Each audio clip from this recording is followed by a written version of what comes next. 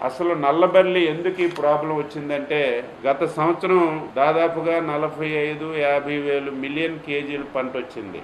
గత సంవత్సరం ధర కూడా విపరీతంగా రావటం వల్ల రైతులందరూ కూడా మొగ్గు చూపి అందరూ ఈ నల్లబల్లి వేయటం వల్ల ఈ సంవత్సరం దాదాపుగా 85 మిలియన్ కేజీలు నల్లబల్లి ఉత్పత్తి అయింది. ఒకేసారి 2-3 వంతులు ఏదైతే ప్రొడక్షన్ పెరగడం వల్ల కంపెనీలన్నీ కూడా కొనడానికి చొరవ చూపలేదు. ఏదైతే రిమైనింగ్ ఉన్నటువంటి నల్లబెల్లిని 2 కంపెనీలు GPI, ITC తప్పనిసరిగా 20-25 మిలియన్ కేజీలు నల్లబల్లి కొనాలని చెప్పి వాళ్ళకి స్పష్టంగా ఆదేశాలు ఇచ్చాం. వాళ్ళ నుంచి కూడా సానుకూలంగా మేము ఈసారి కొంటామని చెప్పి సమాచారం ఇచ్చారు. దీంతో పాటుగా అనేక చిన్న కంపెనీలు ఉన్నాయి. ఈ కంపెనీలన్నింటికి 20 మిలియన్ కేజీలు పొగాకు కొంటామని వాళ్ళు కూడా చెప్పారు. ఇవన్నీ కొన్న తరువాత కూడా ఇంకా ఒక 20-25 మిలియన్ కేజీలు పొగాకు ఇంకా ఉండిపోతుంది.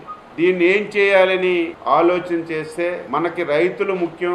ఎట్టి పరిస్థితుల్లో రైతులు ఇబ్బంది పడకూడదని మిగిలిపోయినటువంటి ఈ 20-25 మిలియన్ కేజీలు నల్లబల్లి పొగాకుని మార్క్ఫెడ్ ద్వారా ఇమీడియట్ గా కొనుగోలు చేయమని చెప్పి స్పష్టంగా ఆదేశాలు ఇచ్చారు. ఈ ఆదేశాలని రేపటి నుంచి అమలు చేస్తున్నాం. ఈ రాష్ట్రంలో 7 మార్కెట్ యార్డులను గుర్తించాం. పచ్చూరు, ఇంకొల్లు, ముద్దూరు, పెద్దనందిపాడు, పత్తిపాడు, చిలకలూరుపేట, మద్దిపాడు ఈ 7 మార్కెట్ యార్డుల్లో మెయిన్ క్వాలిటీ 12,000కు తక్కువ లేకుండా కొంటాం. మిగిలినటువంటి 2 క్వాలిటీస్ ఉంటాయి. ఈ 2 క్వాలిటీస్ కూడా అక్కడ పరిస్థితులను బట్టి ధరలు నిర్ణయించి ఏదైతే కంపెనీలు కొనగా మిగిలినటువంటి ప్రతి పొగాకు రేకు కూడా మార్కెట్ ద్వారా కొనాలని చెప్పి ప్రభుత్వం నిర్ణయించిందని చెప్పి సందర్భంగా తెలియజేస్తున్నాను.